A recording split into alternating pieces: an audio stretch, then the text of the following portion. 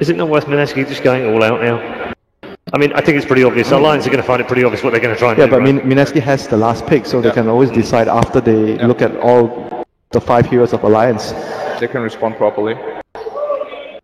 They can choose whether to go for the all-in Paul, or whether they should go for a much more standard What would game. you do if you're Mineski? Bristleback. Bristleback. Huh. Okay, that'll throw him a little bit of a curve. So it'll be like a Chakra Magic into a double Quill Spray? That's actually really good. Yeah. They could dual offlane with that and do like safe Beastmaster versus You probably whatever. don't want to be too greedy against the Bristle. Yeah. But they still need lockdown for sure, like something like a Void. They need a lockdown so that DP can actually kill heroes or to control tempo. I would like a Carry Void here. Carry Void is really good against Bristleback because both his spells time can dilation, spam. yeah? They're both like both his abilities are spammable. Once you get time dilation, you're essentially worthless until that time dilation is over. It would force him to get a BKB, which he never wants to buy. Yeah. You can't. Can you purge it off with Diffusal Blade or something like that? Yeah, you can. You can. Yeah. Maybe a solution there. They Go for a jump. All in push. So they do scale very well into the late game, so a very all-rounded draft. Right. All right, very quickly. We have to go down here very quickly in a couple of seconds. Black, which way do you go? Winter, which way do you go? Mineski for sure. I'm going for Mineski here. I like their all-rounded draft. Okay, one for Alliance, one for Mineski. I'm gonna stick with Alliance. Okay, 2 for Alliance, 1 for Mineski. The hometown heroes have it all to do. Let's find out whether they can do it as we join our commentary team. Hello, Manila! I'm LD. I'm joined here by Gods. It's Mineski versus Alliance. Best of 1, do or die, Gods. The panel slightly favoring Alliance, but it was a split decision. Winter repping for SEA. You can always trust Winter to rep the homies. Are you repping or are you betraying? Of course, you're in the Philippines. Mineski, if there's ever a time to step up, it's here at the Manila Major. All right, we're gonna go for a 3-2 Mineski sweep. Humosyan, let's go. Mineski versus Alliance. It will be a close one though, Gods, as we get underway. Nope, wrong team.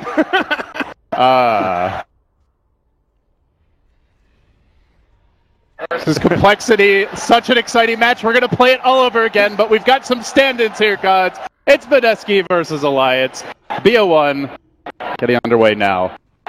So, we both are in the Mineski corner as far as the draft goes. Very slightly, though. This is going to be a close one, and something different from Alliance going for the Bristleback. Yeah, Mineski are the ones who set the tempo here. They've got the aggressive early game. They can push towers very quickly, using the Nature's Prophet rotations, the early exorcism on Death Prophet. So it's Alliance, as you'd kind of expect, going to be playing kind of a bit more slower pace, but they have picked up some good deep push with the Keeper of the Light, the team fight around the Sonic Wave. Bristleback, a great early fighting hero, and I think they're very wary of what Mineski bring to the table with aggression. Yeah, you heard Black and Winter talking at length about some of those more iconic Alliance heroes. Like they used to run the Coddle PL, the Naga's been their more recent go-to hero when they want to play a bit greedier, but like you said, I think this is very much adapting to what Mineski bring to the table. They were very targeted in their bans. They banned out the Huskar, the Drow, first banning the Alk, so they just didn't want to get cheesed. And in a BO1, we've seen that is sometimes how you go out. So yeah, they really covered their bases with pretty much all of their bans there. So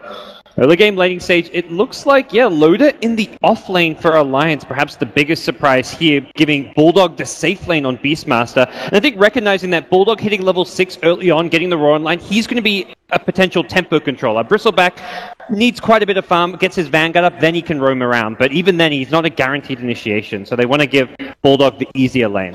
Yeah, Bulldog getting the 1v1, and it's against a Nature's Prophet, a hero that can dominate certainly melee heroes, but when you have the Boar, pretty good base armor, you should be fine in the matchup. So Bulldog going to get harassed here early, but will be getting those quick levels. In the mid lane, S4 on the Queen of Pain against the Raging Potato on the Death Prophet, already going to work there with the Spirit Siphon. So early days, but fairly even trades thus far, and then the lane where most of the action is likely to come as Avenge Stun gets forced out, Cast having to play this one very defensively for now. Mineski running the full-on tri-lane. You can see that Rubik actually hiding back for Alliance. So Alliance 2 running a full tri-lane. Tri-lane versus tri-lane. Feels like TI3. Alliance, I think, pretty much the only team who are successfully running tri-lanes at this tournament. A lot of their, and that's something which they've gone to when they found like a good laning matchup. The Rubik pick also very good in the aggro tri-lane. It's a good setup for the Keeper of the Light Blast. And even with Juggernaut having the Blade through to block the damage, there's still the Quill Spray's physical damage to go through the magic immunity. So I think Alliance have a bit of an edge in this aggro tri-lane. they've got that side pull open to them as well, so Mineski are really going to have to pick their moments when they try and fight. You know, we used to see these offensive tri-lanes with Keeper of the Light from time to time, and that was before the advent of this new pole camp where we can say Jules duking it out right now with the Alliance squad. Do you feel that new pole camp favors either side in the matchup? It definitely helps the team going for the aggro tri-lane, because it means if for whatever reason Mineski deward their pull camp and start pulling away back, you can counter pull. So it's kind of, both teams have the pull camp access to pull the lane back, and I think as a result, it means what we're seeing out of Alliance, more teams may start picking up on as well. And the other big thing against Keeper of the Light and tri-lanes is seeing him charging the blast. They do have a lane ward here, but they don't really have much vision into the jungle for Mineski, so seems like Alliance thus far getting a bit of the upper hand, really chewing through the Juggernaut's regen, getting their supports quite a few levels for an aggressive tri-lane, and then, more importantly perhaps, the two 1v1 matchups where we can see Bulldog right there with the Nature's Prophet, and most importantly, S4 pulling ahead a bit here in the mid lane. Yeah, he's managed to outplay Raging Potato so far in the mid lane. Raging Potato will go for a second Null Talisman to perhaps help him out and also build into the common Veil build we're seeing, but I think the important thing to note with this tri-lane versus tri-lane is that Mineski have a Nature's Prophet, so the potential for rotations are there if Bot can get a fast phase boots up. Even if he doesn't have mana for Treants, if he just has TP in with phase boots, Nature's Prophet hits very hard early on, and that's something Alliance are going to have to be very wary of. This could be a wraparound here. EGM sneaking in, has the Invis rune, and they're going to start this off with the Shadow Strike. There are two charges up on the Spirit Siphon, though, so they're going to need to burst him. If he gets one off, they might have to disengage, but they get the lift. Then the drop comes through, and he's a bit late there on the Fairy Fire. He is Spirit Siphoning, though, against EGM. He ends up getting the first blood. Jules to the rescue. Potato turning it. It looks like it's going to be a 2-0. Mineski salvaging that and coming out way on top. Whoa, it looked like for a second he'd made a mistake not using the Spirit Siphon earlier, but boy, does he barely survive. 2 Null Talismans, the extra survivability that he got from that. And then the Jules rotation on Tusk, that last second snowball. Oh my gosh, clutch plays coming out from the Mineski. Saves him from like that one auto attack, just lets him reset the fight and ends up living through the whole engagement. And perhaps equally importantly, now Juggernaut really not being contested as much after the Rubik leaves the lane. So he's right up there as far as CS goes. Mineski pretty much dead even on CS, but now with the first blood to call their own. And we'll see this 4-minute rune spawning. It's going to be the Raging Potato, man of many names. We'll grab the bounty rune. Double damage rune, lurking top. So, looking at the way the game's developing here, guys. Key heroes right now for Alliance, clearly the Queen of Pain, the Beastmaster, especially for Bulldog. Where's their next move? I think it's, for both teams, it's the two top laners. It's the Bocarino, Nature's Prophet, it's the Bulldog Beastmaster. The fast level 6 on Beastmaster. The Nature's Prophet, it's less about a specific level, but it's the early rotations and dives you can do. Tusk is a great initiator to go with Venge, so these two supports can roam mid, can roam bottom, and have that +1 rotation, which can transition very nicely into a tower, as well as secure you like a guaranteed tower dive. Often the problem with diving towers early on as like a tri-lane is the counter rotations. If Bulldog TP's in, if he gets a raw, then you're in trouble. But having a Nature's Prophet means you can be that little bit more aggressive and not get punished. Do you see Alliance needing to make any adjustments here after the failed rotation mid? It seems like they have somewhat abandoned the tri-lane now, roaming the supports a bit towards the mid lane. Looks like they've been stacking the Ancients for the Bristleback as well. Alliance are always happy to kind of farm and play a kind of slow-paced game. They're somewhat more reactionary to what their opponents are doing. If there's no kills in the first 10-15 minutes, normally that's the kind of pace that they're totally okay with. But do you think that's okay this game, given the two drafts? It's more important about keeping your towers alive than finding kills, so they need to react to Mineski if they're grouping up to go for pushes, because towers will drop very fast to Exorcism and the Nature's Prophet. You've got the sustain from Healing Ward as well in the Juggernaut. Mineski converging on the bottom lane here, perhaps 3 heroes. They smoke around. Jules, the man in front, is waiting for the opening. Doesn't really want to go in Loda, though. He's looking for that Keeper of the Light, but Alliance playing very cautiously. They have the lane ward. The pings are coming out.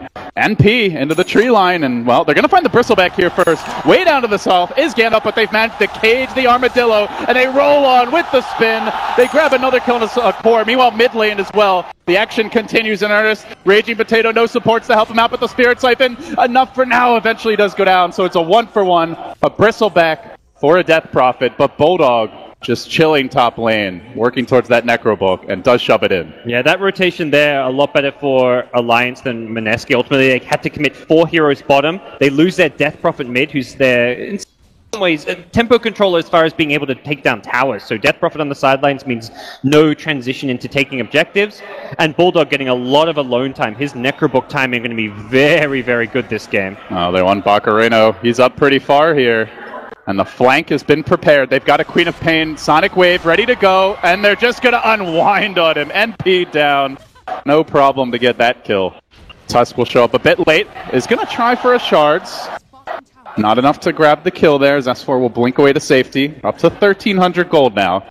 So the past few rotations definitely favoring Alliance, and could see them going towards their patented efficient support play in the mid game here as Keeper of the Light stacking up the jungle a bit over on the south side of the map, and I imagine we're going to see those Ancients getting stacked fairly soon for the Bristleback. Yeah, you always know that a death or two on Bristleback not going to matter when you can catch up using those stacks. So Loda's slow start, not something too problematic, but what's problematic is when you use that Sonic Wave, this is a long cooldown that typically you don't really think of like as important as a Ravage, but in this Alliance draft, it's most of their burst damage early on when you've got low-level support. So with no Sonic Wave, Mineski feel very safe to take an early tier 1. Yeah, until that Necrobook comes out with the Mana Burn, as the last hit mid lane will go to Raging Potato.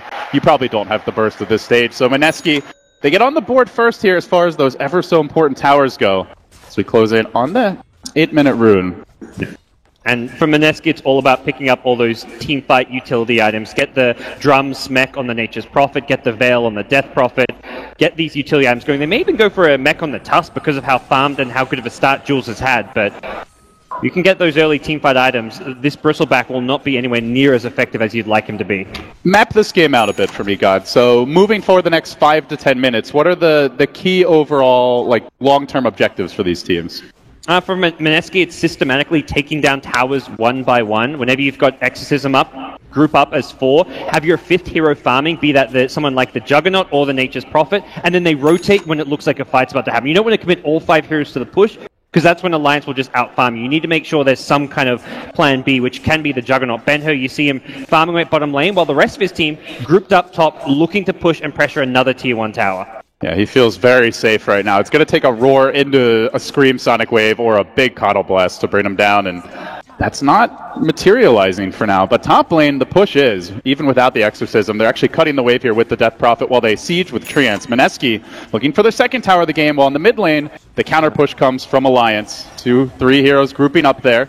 And as far as mapping it out, I mean, I talked a lot about what Mineski doing, and the reason I didn't talk too much about Alliance is because they are going to be the ones who have to react to Mineski. They see a push top, they poke at mid. They're not even realistically, they're not going to get this tier 1 tower. They get a bit of damage off on it, but there's no real big aggressive play Alliance outside of smoking around their ultimate. So now that Roar and Sonic Wave are back up, they can try and take a fight, but they've got to be the ones getting the initiation off. They've got to be jumping someone like the Death Prophet, bursting her down with Sonic Wave, or bursting down someone like the Juggernaut with the Sonic Wave. And I imagine the key to that is the Beastmaster here. Bulldog, He's been very quiet thus far, but as I say that, you can Jules see Alliance scout this one. creeping in. They smoke breaks. Jules in good position here. He jukes back through the trees. Alliance, they don't have him. The Tusk sniffs it out and backs away, and that's the debut of the Necro 1. So now if Alliance want to push, it's a straight-on siege. And I love that Ben here doesn't even think twice. He just immediately TPs to the mid lane, recognizing that, okay, a smoke down bottom means he is not safe there. Even if Venge is behind him, it's a level 5 Venge, no swap available, and you can't reliably Blade Fury TP away from a Roar. So he immediately groups up with his teammates, ready to get aggressive. Oh, they are getting aggressive. A caravan of 4 heroes swinging around towards the south side of the map. The man in front, who will be scouted here, is S4, but they don't have that instant initiation out in front, so he can just walk away.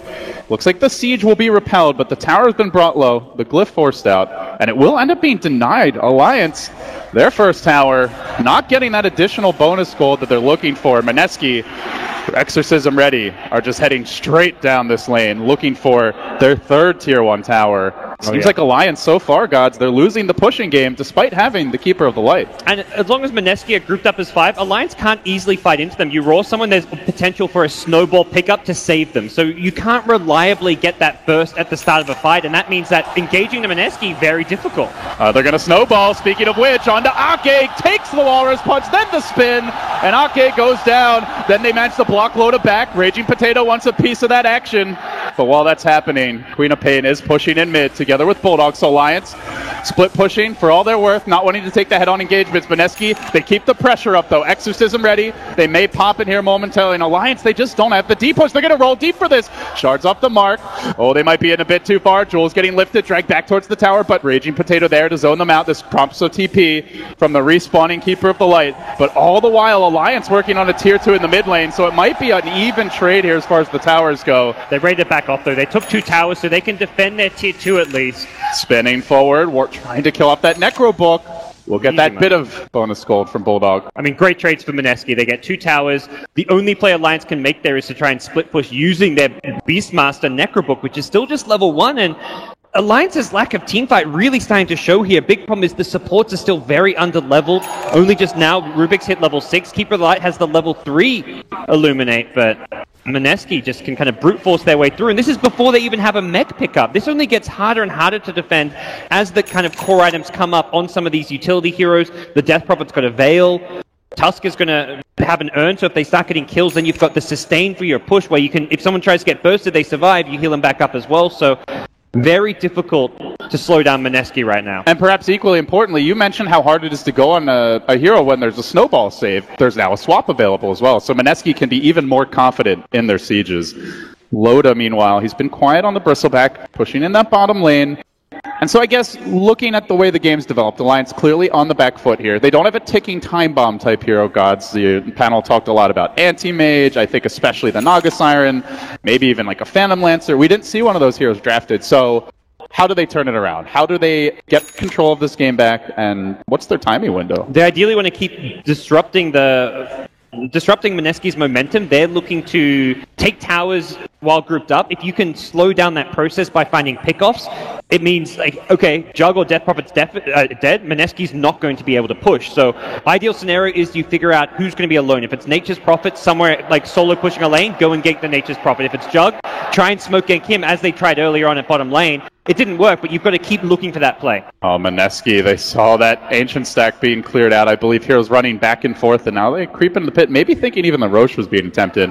Are they going to sneak it? They just want to. Do Mineski have the cojones for this? You bet they do. Into the pit they go. Wave of Terror, very carefully thrown to the south, so as not to be easily scouted by Alliance.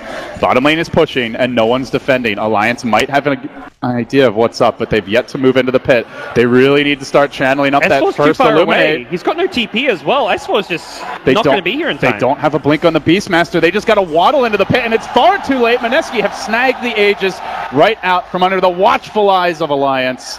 Yep. Not vigilant there when they needed to be, and certainly another win for Mineski, who we mentioned all the sustain they have for a push. Give them a second life. I think the big thing Mineski have to be wary of as they go for a push is they're still very low level. You haven't got level 2 Omni Slasher. You haven't got level 2 Exorcism. These 2 ultis receive big upgrades when you get to level 11. So I'm fine with them going for these tier 2 towers, but they need to not jump ahead of themselves and say, okay, we've got Aegis, let's go high ground right now, because they could get punished there if they're not careful with the AoE of Queen of Pain and the Keeper of the Light Illuminate. There's still plenty of counter push for Alliance.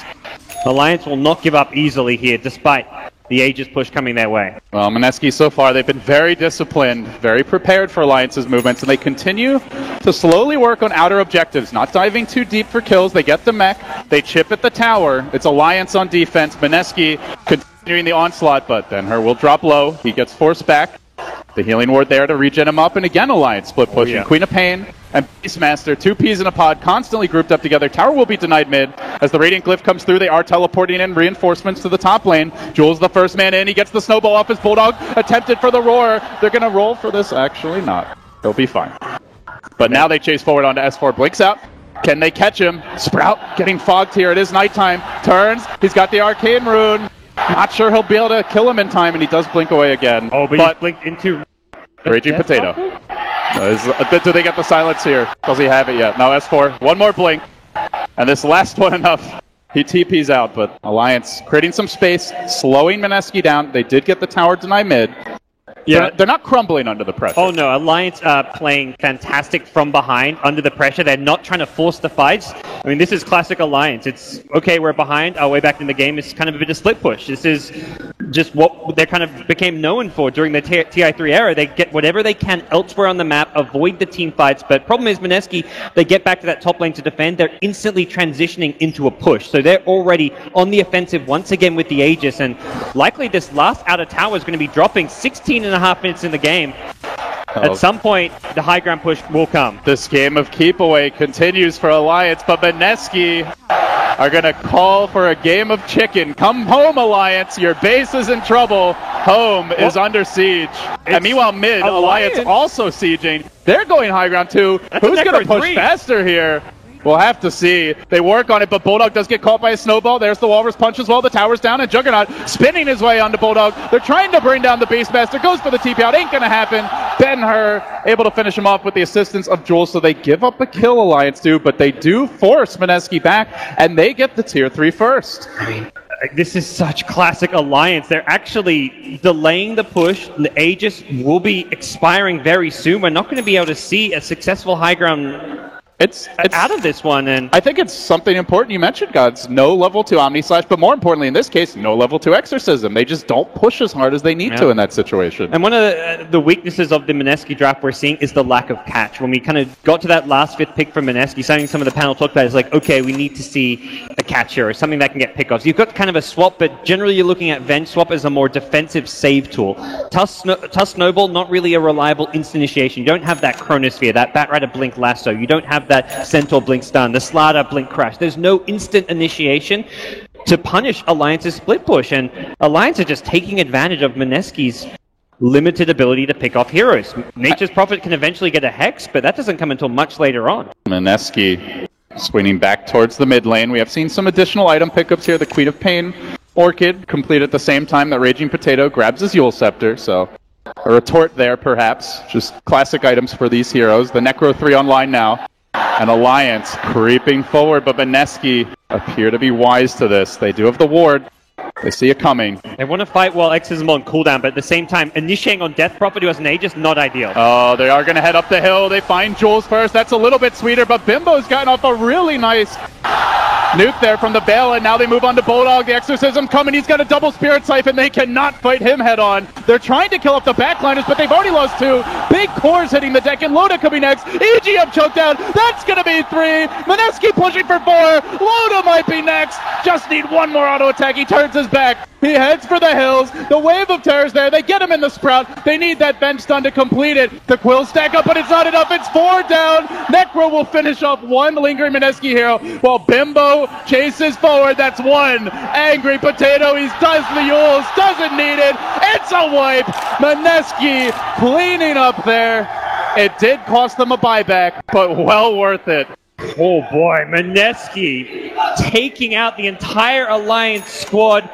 That was off the back of the Aegis kind of expiring as well. You can see the intent from Mineski's draft. Raging Potato, following the teamfight victory, picks up a Hood of Defiance. They are going all out. They want the pipe, the mech, the drums, every tool to throw at Alliance for the teamfight push that's going to come. And if they can put themselves in a position where they're grouped up as 5, there's no split push to worry about.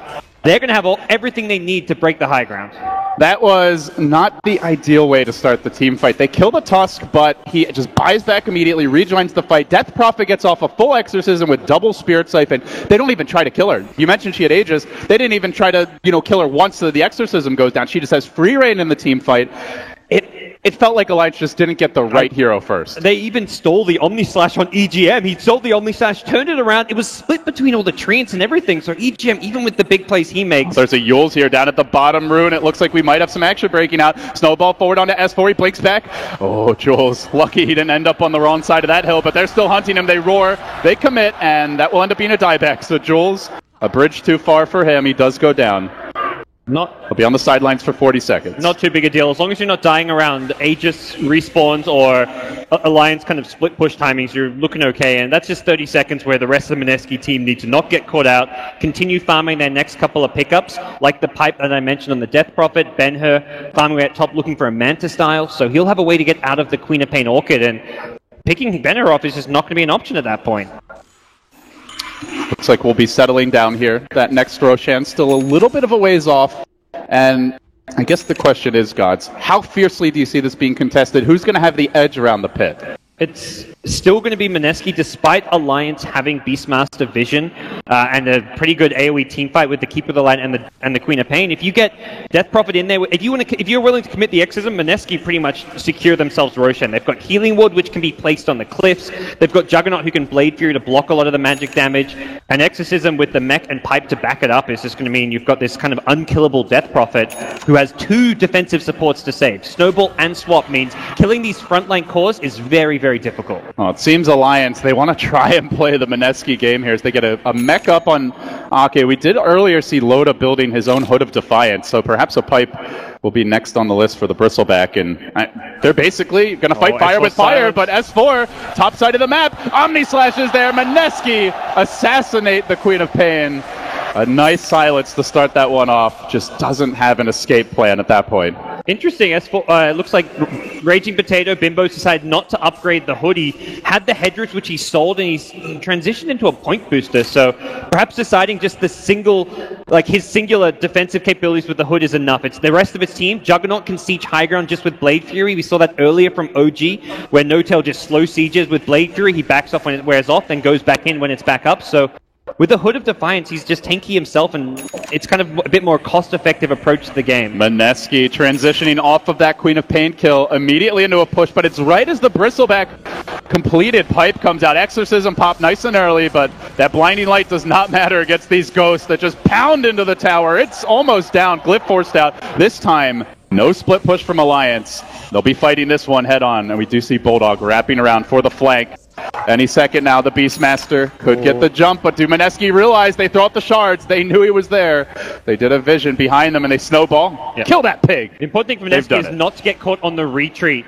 With Exorcism wearing off. Speaking of which, there is a Manta up here on Ben-Hur, so he's absolutely fine against this Orchid, and they continue to chase Bulldog. A bit lucky there, or unlucky with the shards rather, for Jules, and to the north side, the Queen of Pain ult comes through, but Raging Potato relatively healthy. Ben-Hur on the run, the Ghost chasing him back, very discombobulated from Mineski. They are going to lose the Potato potentially here, throws out the Yules, but Jules will fall. It could be him next as the stolen Exorcism goes to work. EGM completely wrecking Mineski, 3 hitting the deck.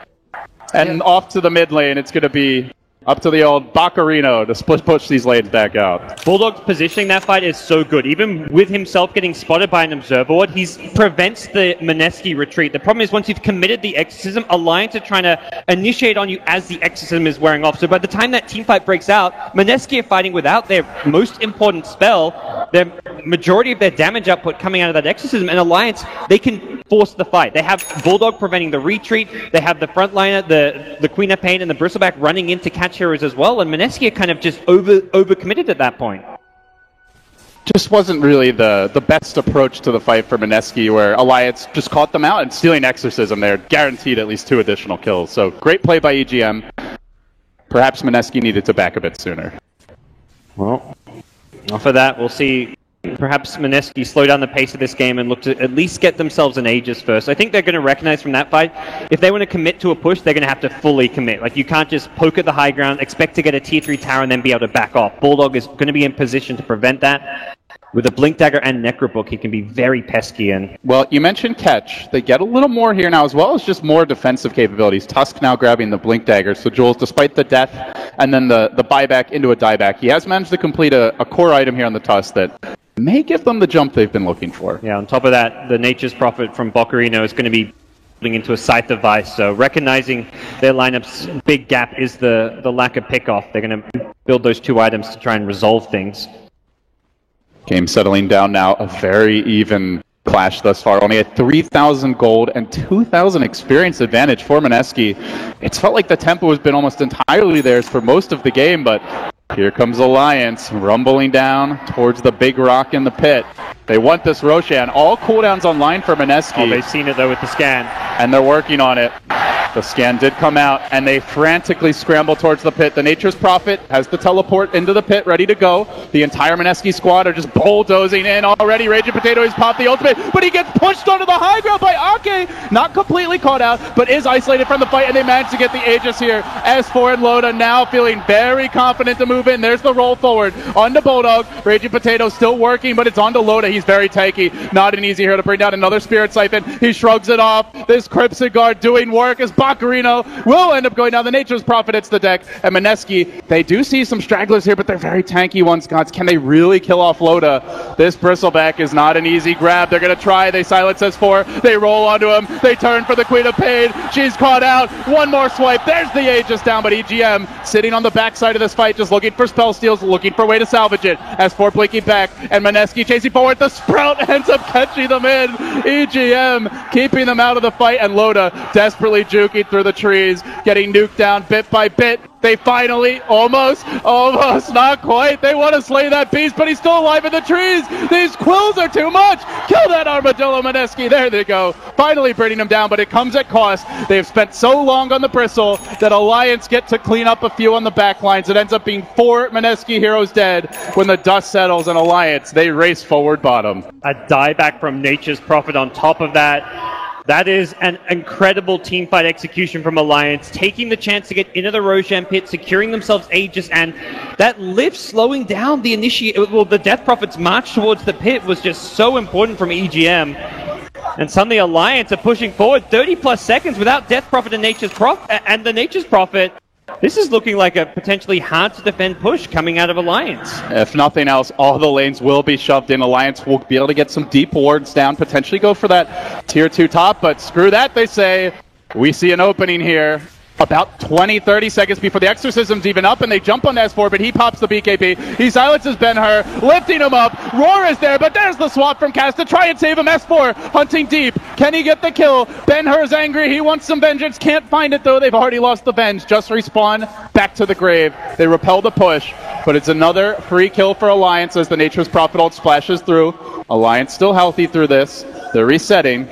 They may end the push here, but it's just a small additional increment for them as we see top lane creeps for Mineski, giving them a little bit of damage on the ranged Drax, but that is not something that's going to win them this game on its own. Yeah. In that last fight, one of the biggest problems for Mineski was also they just focused too much onto S4 who had Aegis. They could have, and yeah, you don't want to focus a Bristleback, but he didn't have Aegis. The S4 Queen of Pain did, so they take out the Aegis, but then Loda manages to run circles around them while that's going on, so see how things transition out of this one. Mineski need to slow things down a bit. No longer are they the ones really controlling this game. Up until this point, before that Aegis, Mineski tempo was all theirs. They were the ones dictating play. Alliance were continually reacting to them, but finally Alliance get themselves into this game in a big, big way.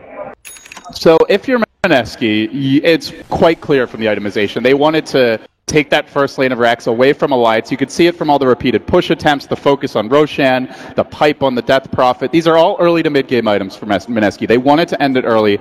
That's not happening, at least not without a catastrophic failure from Alliance. So, given that, gods, do they reset? Can they reset and look for late game? Does Alliance just have them beat there? Late game what are their solid. options? I mean, Death Prophet's always going to go great late game. Spirit Siphon scales incredibly well. You've got Jug, Nature's Prophet. You've got a 3-core lineup with 2 good scaling supports. You've got save, you've got physical damage, amplification coming from Venge, so by no means is late game a weakness of the Mineski draft. If anything, it supports heroes like Keeper of the Light who maybe fall off a bit the later this game goes.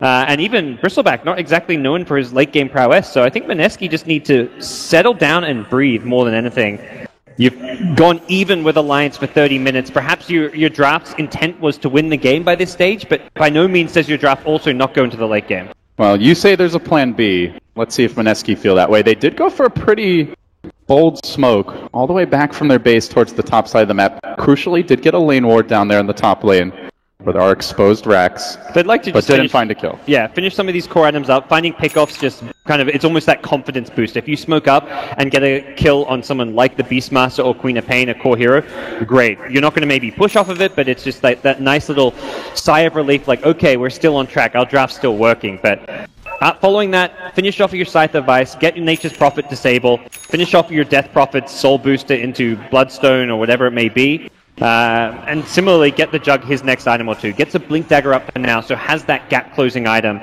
for his team. Yeah, went for the Diffusal Blade. Yet to really see him unload those charges, but now does get the Blink as well. So more split push, a little more maneuverable in the fights, and potentially some solo kill potential. It's Jules now feeling confident. From that lane ward is creeping up here in the top lane. Haven't really seen him able to make big plays here down the stretch, gods. He had the great start in the laning stage, setting up the first blood and the double kill mid, but it's been a bit quiet on the Tusk as of late. Yeah, we'll see what he can get done. He needs to make those big saves on raw targets as this game goes on. Keeping Death Prophet alive is going to become the #1 priority for Mineski when Exorcism is going.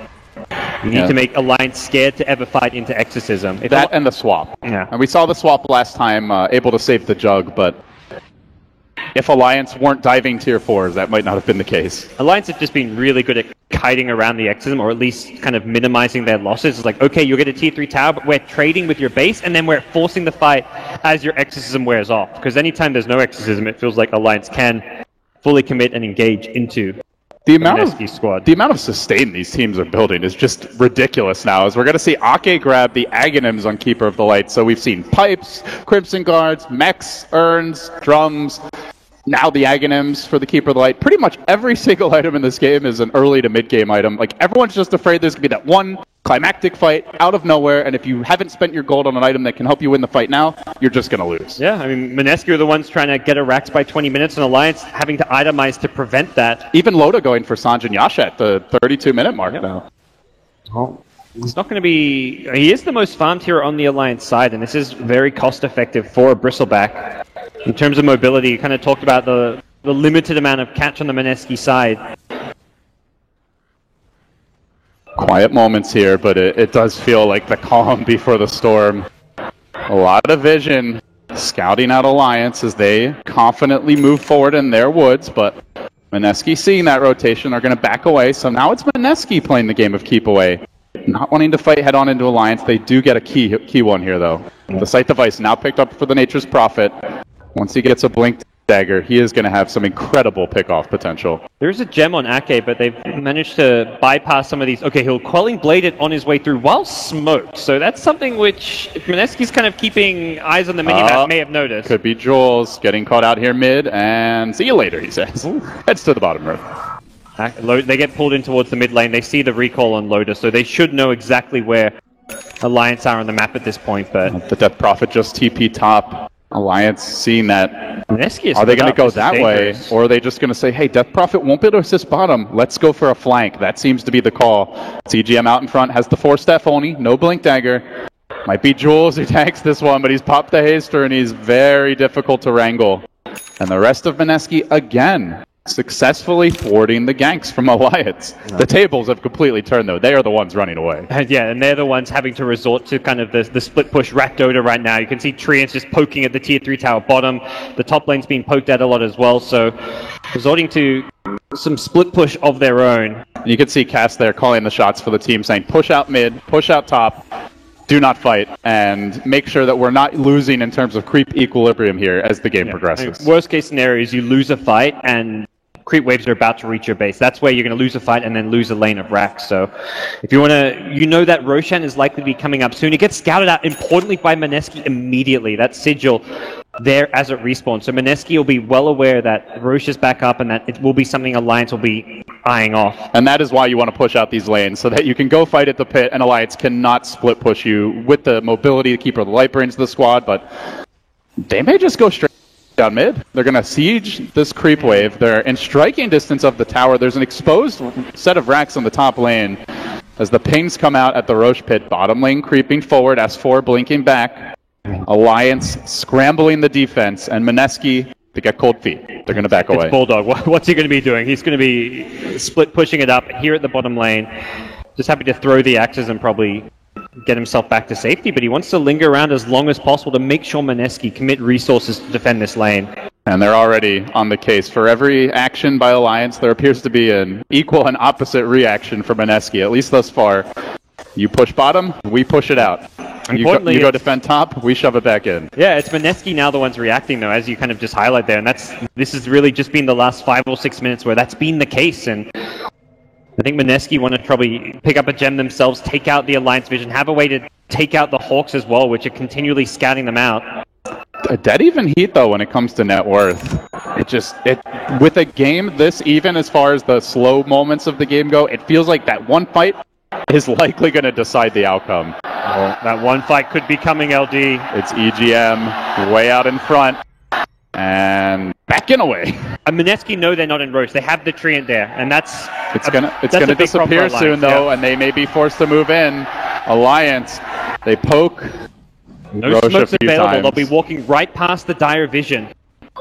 They're running up the hill. They're scouted by that Dire ward. They're streaming towards the pit. Alliance setting up the ambush. It's going to be a good Keeper of the Light nuke to start, and they've caught out the Raging Potato. They have to save this Death Prophet. They snowball her forward into the middle of the entire Alliance squad. Juggernaut to the rescue. The Exorcism going back the other way. EGM, though, fairly squishy. Has to be careful not to go down. Mineski lurching in, eager for combat as S4 looks for the flank. He is going to get eyes here on Bacarino. The Silence coming out, trying to burst down the NP. They do kill up EGM, stolen Exorcism gone, and Loda could be next. Not quite finished off though, just so damn tanky, but they slow him down again. There's the purge from the Jug. Mineski have made it too. Buyback available on that Bristle if they want to pop it. Bulldog in the trees, make it 3 for Mineski, and the Roche almost certainly theirs unless Alliance blow a hell of a lot of buybacks, and they've only got 2 right now. Just great, fast, ballsy movement from Mineski. They did not mess around. They took a beeline towards that Roche pit as soon as Alliance showed themselves there. And kind of like you highlighted, even with the stolen Exorcism, I loved EGM's play. He hides in the trees. He's waiting for that Death Prophet to use it, and the vision meant that he was going to get a guaranteed Exorcism still. But problem is, EGM, very squishy, and the team fight around Alliance are very dependent on bursting down here at the start of the fight. With the Roar into Sonic Wave, they've got to kill off someone like either the Jug or the Death Prophet, or they can't win the fight. And Mineski just held their own and managed to take Roshan and set themselves up to perhaps go for another push once another Exorcism comes back up, and that's happening in 20 seconds time. That Octarine kicking in now. Mineski will have the full arsenal, aside from possibly the Omni Slash, ready to go, and the siege commences. It's Jug out in front, 30 seconds on his ultimate. Raging Potato close behind. How do Alliance counter this? They're not split pushing. They've come home to defend. There's the Glyph. A fresh Sprout. Waiting for that next round of Treants. It's slow and steady for Mineski, but they do have the Blink Abyssal on the Jug. So at any moment, he could go for an assassination here. And Exorcism is now committed. They rush forward on the Loda. There's the punch. Spinning on him. Laying into him with the Ghost. They want to kill Loda, and by golly, they will, but the Nature's Prophet is the cost. So far, 1 for 1, and they've got the power play now as Loda buys back. Mineski looks like they may need to retreat. They've also lost their Aegis. Raging Potato steady his ground, but a beautiful blinding light by Aki pushes him away from the team. Ben-Hur's back in. Potato wants to be as well. If they can kill Loda, that's a dieback, but there comes S4 unwinding with the Sonic Wave. Will slay another. Death Prophet down for 70. Alliance holding and returning fire. There's the Shivas. The goo comes out, and down goes a third. Mineski have overplayed their hand. Alliance hold the high ground. It seems pushing is very hard this game. Oh, man. Loda is just kind of, in some ways, the hero of that defense. He just runs in knowing, he throws away his life to defend the higher ground. That is exactly what the call had to be. Loda, go in and die. You've got buyback money. You're the hero that they're going to have to overcommit to kill. If that's someone like a Beastmaster or a Queen of Pain, you don't have to commit many resources to kill him, but because it's a Bristleback, throwing as much as they do to kill him is just a complete disaster for Mineski, and unfortunately for Death Prophet, couldn't get off the cheese. The Sonic Wave burst damage, I think, catches Bimbo by surprise, and suddenly it's Alliance on the high ground, looking to break back and take a lane of racks for themselves. Yeah, he animation canceled it a couple of times there, wanted to ensure that it snagged a kill, and indeed here it did. As Loda gets caught out, remember, that's a dieback if he goes down. It's very important they keep the Bristleback alive, but fortunately, Loda is insanely tanky as he continues to deal with all of the nukes and attacks being thrown his way, and now the Roar comes out onto Bacarino. Great swap back by Cass to save the day. Jules up in the air. Ben-Hur on the run. Alliance so far routing Mineski. They bring down 2.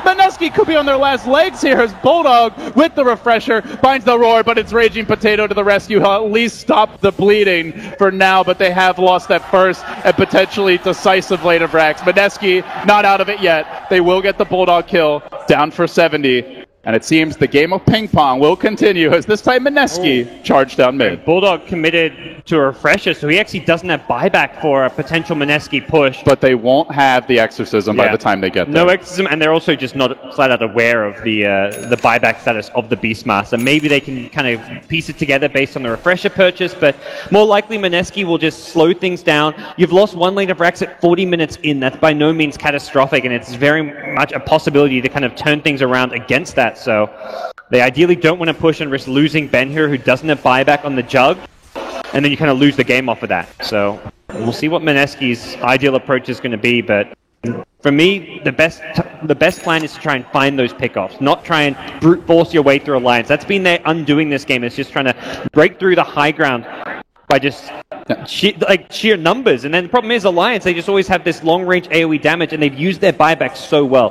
That's, to me, been the biggest difference maker this game, is just the use of buybacks. Alliance, anytime they're buying back, it's to win a fight. Mineski, it's to try and salvage a fight. The one tool I feel we haven't seen enough out of from Mineski is the swap into Hex to start fights and to find those pickoffs, something that a lot of other teams have used in the past.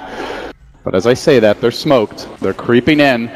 They are pushing straight down the middle lane. They're going to beat their head against that brick wall that Alliance has put up thus far. And this is where, looking at buybacks, there are 4 on the field. 3 for Alliance, only 1 for Mineski. They're not that far off on the bench, but other than that, nobody's really close. They do know Loda can't do what he did last time, which was just be that frontline tank to force out, well, to use his buyback to force Mineski's engagement. But at the same time, heroes like Queen of Pain could potentially do that. Beastmaster, if he gets to the goal, to do that. Again deployed.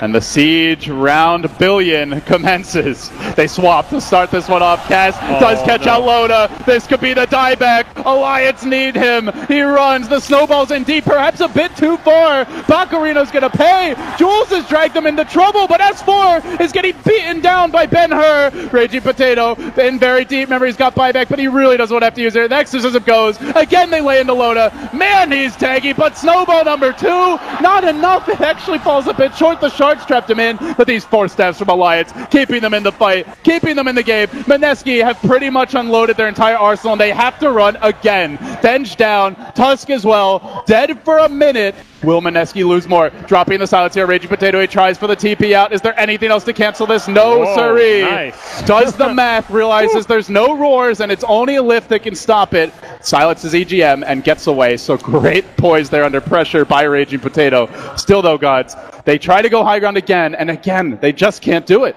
And EGM has a stolen swap. The double 4-star from Ake and EGM also saving Loda's life there. Not just the first time when he got swapped Hex in, but also the second time when he got sprouted up. Loda would look to be in a lot of trouble, but these 4-stars from Alliance just winning them that fight and putting Mineski once again onto the back foot, and Mineski just starting to lack damage. The Bristleback's so damn tanky. And they could kill him if they could lock him down, but he gets swapped out, he gets 4-staff back, he gets healed up by the Keeper of the Light. They just don't get to focus him in these fights. And so Alliance will renew their push on the waves. The top lane shoved in, they'll go address bottom as S4 rotates there together with EGM. And it looks like we might be waiting for our next Roshan. As the game goes later, I know earlier, Gods, you said you thought Mineski scaled very well into late game. We've got an incredibly underfarmed Vengeful Spirit here. Clearly, EGM able to do more thus far.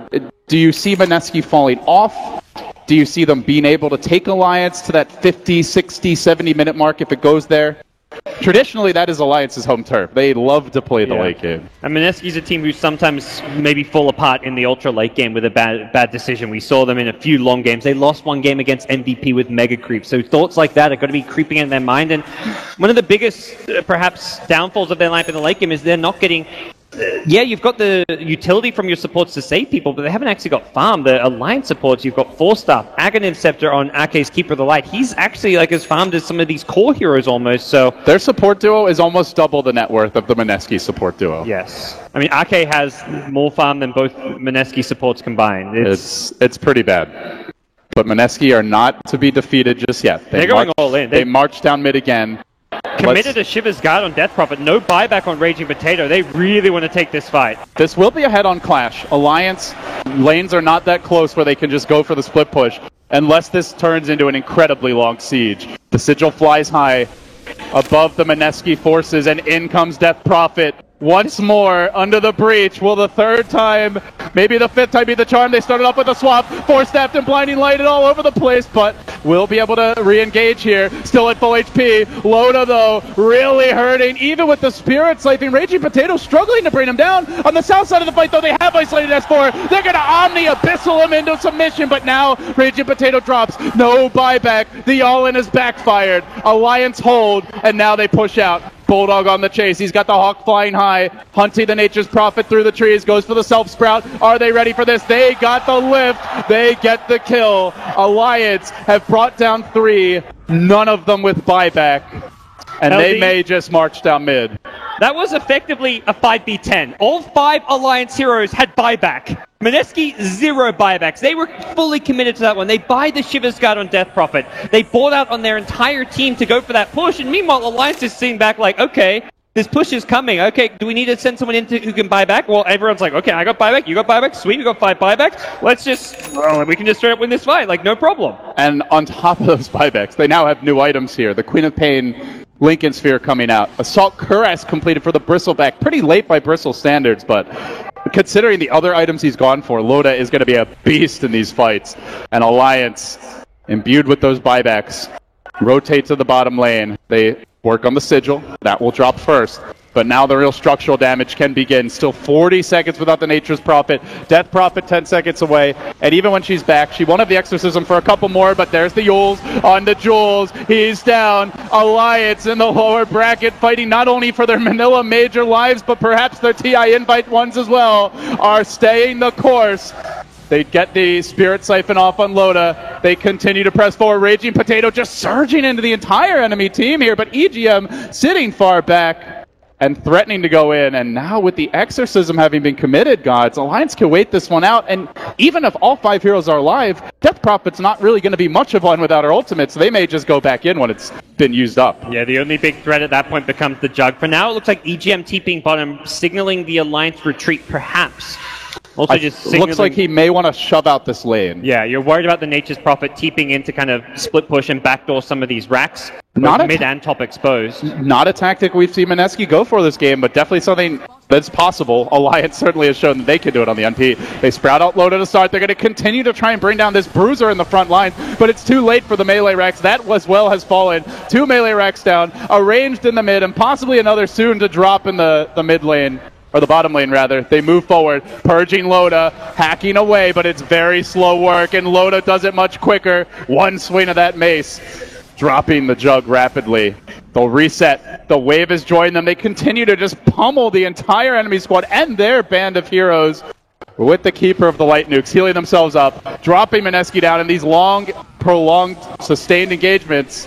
Alliance just seem to outlast them thus far. They've got Healing Ward. EGM just keeps stealing these big spells. He's had swap for like 5 minutes. Now he's got a Healing Ward up his sleeve. This is just getting too much for Mineski to deal with. They just can't deal with Loda. He's got 4 supports right now, it feels like. Everyone stands behind him. The Beast will see you through. Then now he finds Jules a bit out of position. There's the Hex to start the spin for what little it'll do. Will follow onto Loda, and Raging Potato's in deep. 4 step back to try to protect him. Glimmer as well, but he's basically on an island here. He needs some help from the squad. Alliance. Oh, a pause in the middle of the chaos as a PC crashes. I don't think Mineski actually want to be chasing here, so perhaps it's like okay for them just to be like, okay, let's breathe, let's kind of regroup. Yeah, the problem is they just committed Exorcism. And Bulldog has another Raw available. Raging Potato is really getting hurt. Every fight the Mana Leak on him prevents his chases from happening. And that's kind of annoying because he can't even use his Yule Scepter. Often in a position like where you're getting focused down by 4 or 5 heroes, you just want to use that defensive Yules, throw yourself up in the air. While that's happening, you're life-stealing with Spirit Siphon, you're dealing out damage with Exorcism, but I haven't seen him be able to get off a Yules in like a single team fight because he's always out of mana, and that's with a 2.5k mana pool. This Keeper of the Light Mana Leak is doing wonders in these fights. That and the Necro Bulk, it really does stack up. And he's always out in front, so it's not hard to cast the spells on him. Well, Mineski may just have to back off, and something you kind of mentioned, if that Exorcism goes down, that's kind of just signals Alliance to charge forward, go for that push. I mean, the last time it went down, just moments ago, they lost to Melee Rex. It goes down again. Alliance probably take the range for free. And at that point, Gods, we already thought Meneski were all in. They're going to be extremely all in for the upcoming fights. It's really do or die. Jug cannot afford to die. He's actually 9 gold short of buyback, so likely he'll tick over that any second now and actually have a buyback for this fight, which is going to be very important for them. But Nature's Prophet a little bit short, and I mean, you mentioned that they lack damage. At this point, is it too late? Like, where do you see the damage coming from here? A second Death Prophet ultimate, get a refresher in the mix, but how are you going to have the mana for that? So I don't really see a realistic scenario where Death Prophet can get a second ulti off like in the middle of an Alliance squad. But here we go, things get back underway. We'll hop back into the game. Oh, a moment to breathe for Meneski, but they've got to be very halting, tentative breaths. Bok is already TP'd top. He's going to shove things here. Looks like the rain tracks unless a glyph comes out, but the beauty of this Keeper of the Light means you can TP someone back as they did earlier with the Rubik and then instantly get recalled in. So you've got great tools to deal with the split push, and while the rain tracks won't actually die, nor is it something really worth committing to for Meneski. That's not going to change the state of this game. Just give them a bit of a gold boost more than anything. Even a single melee is not enough to change the state of the game entirely, as Alliance already have 2 down. And so far, they have had the buyback advantage down the stretch. Worth mentioning, Bulldog continues to be the highest hero in terms of net worth this game. As a Beastmaster at 50 minutes into the game, this has been a vintage Bulldog performance on one of his slightly less common heroes. Definitely, I think, one of his most comfortable, but obviously not as iconic as the NP or the Lone Druid or even the Broodmother. But he's coming through here. And now that Alliance have grabbed the most recent Aegis, they push again. It seems Meneski have decided they want to try for the split push. They're going to grab a Desolator on the NP. And the line is being drawn top here. A clear indication Meneski on a split push, but they're already down 1.5 lanes of racks. Can they really do it? It's split push. It's also just some cost-effective damage, but I mean, how much difference does a Desolator make? It's a bit of minus armor, a bit of physical damage, but that's, at the end of the day, what they need, as much physical damage as possible. Well, Loda, they couldn't kill him once in the last fight, and now they've got to deal with S4 having 2. Wall sitting in the back lines. He will get sprouted out for the time being. The Spirit Siphon doing a lot of work. EGM just sitting back, waiting for good spells to steal, and suddenly Loda's back up to full HP as the heals from the Keeper of the Light continue to rain in. They punch S4 up in the air, but that's a hero they got to bring down not once but 2 times. They lose Jules. There's the Queen of Payload, and they rush forward onto the Potato. Alliance get the Rage Racks. They might get more. Bimbo can't afford to die here, but die he will. Out for 80. He has a buyback, but he doesn't have an Exorcism, and this time Alliance might just skip and go straight for the throne. They had the stolen Exorcism once more. EGM lets it loose. Oh my Churning gosh, through Alliance. Meneski buildings, banging on the front door. Nobody's home for Meneski. They just can't withstand the onslaught. Loda just stands and fights, and Meneski can't take the punishment. Heroes are falling. Buildings are crumbling. The end times are here for the Filipino squad. Down goes the melee. The ranged is all that remains, and a frantic rat game begins. But Alliance know how to deal with that. The Nature's Prophet heads to the top side, but it's far too late, it feels. Alliance are just going to stick around mid. They can't even easily get a full lane of Rex top. Will Ben-Hur be able to turn the tides? He does get the stun off on S4, but S4 jumping away, and now they have managed to catch out the MP. Oh, actually gets the Bulldog kill. A pretty big one, but it's Megas, Gods. It's all in time for Meneski here. Yeah, I mean, Megas says it all. You get a Rax or 2, it's not going to make that much of a difference. Bok is perhaps going to look for the EGM kill, but it's too late. He's committed, and Bulldog buying back. And they're lurking on Aki. They do bring him down as well. That's 2 down, but another buyback is ready, and they haven't even chosen to spend it yet. Meneski just not getting structures off of these back and forth engagements. The kills are nice, but it's the buildings that win you the game, and so far Alliance have had the upper hand. This time, though, Loda may actually drop 2. That's going to be 3 heroes down, including the Bulldog death, but also having buyback is Loda. Alliance just making the right calls and being very patient in a clutch situation. Now they're going to rotate S4 bottom. He might even be able to kill off Bacarino if he's not careful. This Nature's Prophet does not have buyback. S4 creeping Double in. damage This too. could be the go for the jugular maneuver, and S4 slits his throat, and it's straight onto the towers now. Tier 4 dropping. Meneski, this could be checkmate. Yeah, Bulldog's S4 even drags TP them bottom. back. Bulldog's like, why do we need to defend? There is an exposed throne almost. Do Mineski go for the enemy throne here? They're They going to can't. pop Exorcism. They're turning for Rex.